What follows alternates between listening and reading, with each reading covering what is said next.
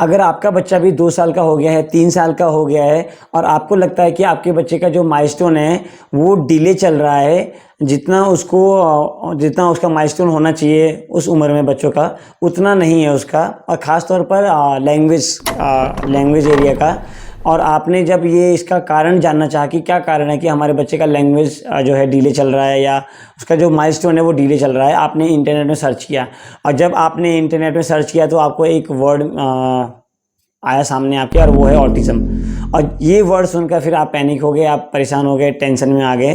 तो आज के इस वीडियो में पेरेंट्स मैं बात करने वाला हूँ, ख़ास तौर पे मैं अपने अनुभव आपके साथ शेयर करने वाला हूँ कि अगर आपका बच्चा भले ही माइलस्टोन उसका डिले चल रहा है, लैंग्वेज डिले चल रहा है उसका, लेकिन अगर वो जो ये स्किल जो मैं बताने वाला हूँ, अगर वो ये बच्चा ये स्किल शो कर रहा है तो यहाँ पर ये संभावना थोड़ा सा बढ़ जाती है कि शायद बच्चे को ऑटिज़म ना हो। तो आइए जान लेते हैं कि वो कौन कौन से स्किल्स हैं।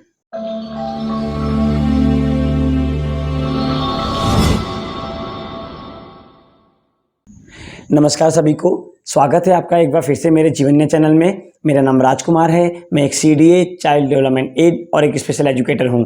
मैं पिछले 14 सालों से हमारे बच्चे जिनको स्पेशल नीड है उनके विकास के लिए काम कर रहा हूं। और जो मेरा ज़्यादातर समय बीता है वो उन बच्चों के साथ बीता है जिनको ऑटिज्म स्पेक्ट्रम डिसऑर्डर है या ADHD है, उनके साथ मैंने ज़्यादा काम किया है। तो मैंने पिछले 14 सालों में बच्चे, छोटे बच्चे से लेकर जैसे 3 साल के 4 साल के बच्चों से लेकर एक वयस्क बच्चा जिसको ऑटिज्म है उनके साथ मैंने काम किया है और देखा है। ठीक है, तो पेरेंट्स यहाँ पर एक बात समझने की है कि जो ऑटिज्म है ये एक न्यूरो डेवलपमेंटल डिसऑर्डर होता है ना, जिसमें जो पर्सन होता है उसके जो 3 एरिया हैं वो प्रभावित होते हैं। वो 3 मेन एरिया होते हैं, एक तो कम्युनिकेशन, और एक है आपका सोशलाइजेशन, और तीसरा है रिपीटेटिव बिहेवियर। तो ये जो 3 एरिया होते हैं बच्चे जिनको ऑटिज्म होता है उनका प्रभावित होता है। ठीक है, ये बात हमें समझने की है।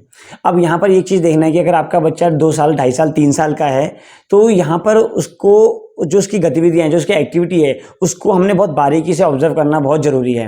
हमें देखना है कि हमारा बच्चा कौन कौन से स्किल्स कर रहा है। ठीक है, तो यहाँ पर मैं आपको जो बताने वाला हूँ, जो स्किल्स जो मैं बताने वाला हूँ उसको आप समझना और गौर करना कि आपका बच्चा इन चीज़ों को दर्शाता है कि नहीं दर्शाता है। ठीक है, तो वो कौन कौन से स्किल है इसको मैं 1 बाय 1 समझाता हूँ। सबसे पहले मैं बात करूंगा सोशल इंटरेक्शन का, क्योंकि अभी आपका बच्चा जो है 2.5 साल 3 साल की छोटी एज में है। और यहाँ पर जैसे कि मैंने स्टार्टिंग में बताया कि आपको कंसर्न है कि आपके बच्चे का लैंग्वेज भी डिले चल रहा है, मतलब बच्चा अभी उतना नहीं बोल रहा है जितना उसको बोलना चाहिए। तो यहाँ पर मैं आपको एक बात बता दूँ कि सोशल इंटरेक्शन का मतलब है कि बच्चा भले ही नहीं बोल रहा है, शब्दों का इस्तेमाल नहीं कर रहा है, लेकिन उसका जो सोशल इंटरेक्शन है दूसरों के साथ वो किस प्रकार से है उसको ऑब्जर्व करना बहुत ज़रूरी है, जिसमें हमारी काफ़ी चीज़ें आ जाती हैं। जैसे कि एक तो आ जाता है आई कॉन्टैक्ट, कि बच्चा जब आप बच्चे से बात कर रहे हैं या बच्चा जब आपके पास आ रहा है तो वो कितना मतलब आई कॉन्टैक्ट आपको दे रहा है।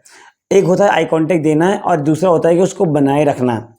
अक्सर क्या होता है कि बच्चे जिनको ऑटिज्म होता है वो उनका जो आई कांटेक्ट होता है वो बहुत ही लिमिटेड होता है। या तो वो आई कांटेक्ट नहीं देते हैं, या देंगे तो वो कुछ क्षण के लिए देंगे, कुछ समय के लिए देंगे, फिर वो वहाँ से हटा देंगे अपना, फिर दोबारा से आई कांटेक्ट देंगे। पर यहाँ पर अगर आपका बच्चा, आप जब उससे बात कर रहे हो तो वो आपको एक प्रॉपर वे में, सही तरीके में जो है आपको एक आई कांटेक्ट आपके साथ मेंटेन कर रहा है, तो यहाँ पर एक अच्छा एक साइन हो जाता है जो हम एक जो टिपिकल डेवलपमेंट की ओर हमें लेके जाता है। ठीक है, इसी प्रकार से नेम टू रिस्पॉन्ड को भी हमने देखना बहुत ही ज़रूरी है। आप बच्चे को बुला रहे हैं नाम से, तो बच्चा आपको उस नाम, जब आपने बच्चे को नाम से बुलाया तो वो आपको किस तरह से आपको रिस्पॉन्स कर रहा है कि नहीं कर रहा है। सपोज करो बच्चा टॉय के साथ खेल रहा है और आप पीछे से सडनली उसके पीछे से आते हैं और आप उसको आवाज़ लगाते हैं, उसके नाम को बुलाते हैं, तो अपना नाम सुनने के बाद वो तुरंत आपको मुड़ के देख रहा है कि नहीं देख रहा है। यहाँ पर ये चीज़ नोटिस करना भी बहुत ज़रूरी है। ठीक है, क्योंकि अक्सर ये देखा गया है कि बच्चे जिनको ऑटिज्म होता है वो छोटे में क्या होता है कि जब नाम लेके उनको बुलाया जाता है तो बच्चे अपने काम में इतना वो आत्म केंद्रित रहते हैं कि वो दूसरा पर्सन क्या कह रहा है उस पर वो फोकस नहीं देते हैं, इवन अपने नाम पर भी वो रिस्पॉन्ड नहीं करते हैं। तो यहाँ पे अगर आपका बच्चा आप अपने बच्चे को नाम से बुलाया और आपको रिस्पॉन्स दे रहा है, और ऐसा एक बार नहीं कई बार आपने देखा, दिन में अगर आपने 10 बार उसको या 20 बार आपने नाम से पुकारा तो वो 80% 70% आपकी तरफ देख रहा है, तो इसका मतलब ये भी गुड साइन होता है कि बच्चा जो है टिपिकल डेवलपमेंट की ओर बढ़ रहा है। ठीक है पेरेंट्स, तो ये चीज़ देखना भी बहुत ज़रूरी है। इसी के साथ आ जाता है साइन और जेस्चर जो हम यूज़ करते हैं। अक्सर बच्चे जो स्पीच डिले जिनका रहता है, लैंग्वेज डिले रहता है, वो क्या है कि बहुत कुछ बताना चाहते हैं अपने पेरेंट्स को, लेकिन वो क्या है उनके पास वो शब्द नहीं रहता है, अभी उनका स्पीच डिले चल रहा होता है, तो वो क्या है किसी और माध्यम से अपनी बात को एक्सप्रेस करते ही करते हैं। सपोज़ करो अगर बच्चे को कुछ चाहिए तो वो क्या करेगा, आपको साइन करेगा, है ना, कुछ मतलब इशारे करेगा, कुछ चीज़ चाहिए होगा उसकी तरफ पॉइंट करेगा कि उसे अगर मान लो उसे पानी चाहिए तो आपकी तरफ पॉइंट करके बताएगा कि मुझे वाटर चाहिए, फिर आपकी तरफ देख के मांगेगा कि पानी, बोलेगा नहीं लेकिन पॉइंट करेगा, साइन करेगा। तो ये मतलब वो पूरी कोशिश करेगा कि किसी तरह से जो है पेरेंट जो है बच्चे की बात को समझ जाएं। ठीक है, तो ये एक सोशल इंटरेक्शन का पार्ट है, तो बच्चे इस तरह का बिहेवियर भी करते हैं टिपिकल डेवलपमेंट में। ठीक है, तो ये बात हो जाती है सोशल इंटरेक्शन के ऊपर। अब मैं दूसरे टॉपिक में बात करता हूँ, वो है सोशल एंगेजमेंट। यहाँ पर इसको देखना भी बहुत ज़रूरी है। सोशल एंगेजमेंट हो गया कि बच्चा कितना सोशली दूसरे लोगों के साथ एंगेज हो रहा है। ठीक है, आपके घर में मान लो कोई गेस्ट आता है, बच्चे को लेकर आते हैं, तो आपका बच्चा जो है दूसरे बच्चों के साथ कितना खेल रहा है, कितना इनका इन्वॉल्व हो रहा है। आप अपने बच्चे को कहीं लेके जा रहे हैं तो बच्चा क्या है कि दूसरे बच्चे का देखेगा, वो दूसरे बच्चे खेल रहे हैं, 2-4 बच्चे खेल रहे हैं वहाँ पर, तो वो उनके बीच में जाएगा, उनके साथ खेलेगा, उनके खिलौनों के साथ खेलेगा। तो उनकी उसकी कोशिश पूरी यही रहेगी कि मैं भी जाऊँ उनके साथ इन्वॉल्व हूँ, है ना। और अगर हम एक ऑटिज़म स्पेक्ट्रम बच्चे जिनको ऑटिज़म स्पेक्ट्रम डिसऑर्डर है उनकी बात करते हैं, तो वो क्या है ज़्यादातर इन चीज़ को अवॉइड करते हैं। उन्हें क्या है अकेले रहना ज़्यादा पसंद है, वो अकेले खेलना ज़्यादा पसंद करते हैं, वो दूसरों के साथ इंगेज नहीं होना चाहते, वो अपने एक जोन में रहना चाहते हैं। लेकिन अगर टिपिकल डेवलपमेंट की हम बात करें तो बच्चे क्या है इस एज में रहते हैं कि वो दूसरों से बहुत अट्रैक्ट होते हैं, दूसरे बच्चों से, उनके टॉयज से, खिलौनों से। तो भले वो बोल नहीं पा रहे, एक्सप्रेस नहीं कर पा रहे हैं, लेकिन उनका जो बॉडी लैंग्वेज है उनको ये बताता है कि वो वहाँ खेलना चाहते हैं। हो सकता है कि बच्चा थोड़ा साई नेचर का हो, यहाँ पर ये भी थोड़ा सा हो सकता है कि हमारा बच्चा साई नेचर का है, तो आपको यहाँ पर देखना है कि अगर बच्चे वहाँ खेल रहे हैं और आपका बच्चा ईसाई नेचर के कारण वहाँ नहीं खेल रहा, लेकिन उसका क्या है बॉडी लैंग्वेज पूरा ये बता रहा है, वो आपके साथ खड़ा है, आपको चिपक के आपको पकड़ रखा उसने, लेकिन उसका बॉडी लैंग्वेज पूरा ये बता रहा है कि वो वहाँ पर इंटरेस्ट ले रहा है, वो देख रहा है कि वो लोग क्या खेल रहे हैं, इधर उधर बच्चा क्या दौड़ भाग कर रहे हैं, तो उनको नोटिस कर रहा है, ट्रैक कर रहे हैं अपनी आंखों से। तो ये चीज़ें हैं कि बच्चा सोशली इंगेज होना चाह रहा है। ठीक है, तो ये टिपिकल डेवलपमेंट का एक साइन रहता है, तो ये आप अपने बच्चे का नोटिस कर सकते हैं। ठीक है, अब बात करते हैं एक बहुत ही महत्वपूर्ण स्किल के बारे में, वो है शेयरिंग अटेंशन। शेयरिंग इसको मैं जॉइंट अटेंशन में हम इसको बोलते हैं। इसमें क्या होता है कि बच्चा जो है सपोज करो बच्चा नॉन वर्बल है या बहुत लिमिटेड उसके पास वर्ड है, तो वो वर्ड से अपने आप को एक्सप्रेस नहीं कर पा रहा है, तो अपने जो उसकी जो इंटरेस्ट की चीज़ें वो दूसरों के साथ शेयर नहीं कर पा रहा है। लेकिन अगर बच्चा भले ही नॉन वर्बल है, बच्चा भले ही इसका लैंग्वेज अभी इतना नहीं बढ़ा है, लेकिन वो क्या करेगा, जो उसका जो इंटरेस्ट होगा वो पूरी कोशिश करेगा कि मैं अपने इंटरेस्ट को दूसरों के साथ शेयर करूं। वो कैसे, एग्जांपल के तौर पे मैं बताता हूं। सपोज करो आपने ड्राइंग करने के लिए बच्चे को दिया, बच्चा ड्राइंग कर रहा है, उसने क्या कलरिंग किया, उसने कुछ भी उसने स्क्रिबल करके कुछ बनाया, तो वो क्या करेगा, अब एक टिपिकल डेवलपमेंट में बच्चा क्या करता है, वो स्क्रिबल करने कुछ आर्ट प्रोजेक्ट उसने बनाया, तो वो क्या है बड़ों को दिखाएगा। मतलब वो चाहेगा कि मैं मुझको अच्छा लगा तो मैं औरों के साथ शेयर करूँ, मम्मी के साथ शेयर करूँ, पापा के साथ शेयर करूँ, तो वो दिखाएगा। ठीक है, खुश होकर दिखाएगा। ऐसे ही अगर मान लो कि कोई उसने बाहर कोई मंकी देख लिया घर के बाहर, या कोई डॉग ही देख लिया, तो वो क्या करेगा, तुरंत जो है कोई बड़ों को दिखाएगा, वो पॉइंटिंग करके दिखाएगा, देखो मंकी, मंकी की तरफ देखेगा, फिर आपकी तरफ देखेगा, फिर दोबारा मंकी की तरफ देखेगा।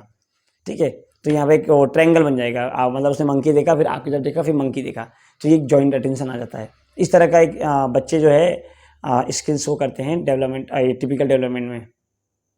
ठीक है, तो ये होता है शेयरिंग इंटरेस्ट की चीज़ें। तो अगर बच्चा भले नहीं बोल रहा है, उसका लैकिंग चल रहा है अभी, लेकिन ये जो स्किल होता है शेयरिंग इंटरेस्ट वाला, ये बहुत ज़रूरी होता है। एक टिपिकल डेवलपमेंट में ये बच्चा करता ही करता है। तो आप इस चीज़ को नोट करना कि आपका बच्चा इस तरह का स्किल कर रहा है या नहीं कर रहा। ठीक है, एक और स्किल के बारे में मैं बात करूँगा, वो है इमोशनल स्किल।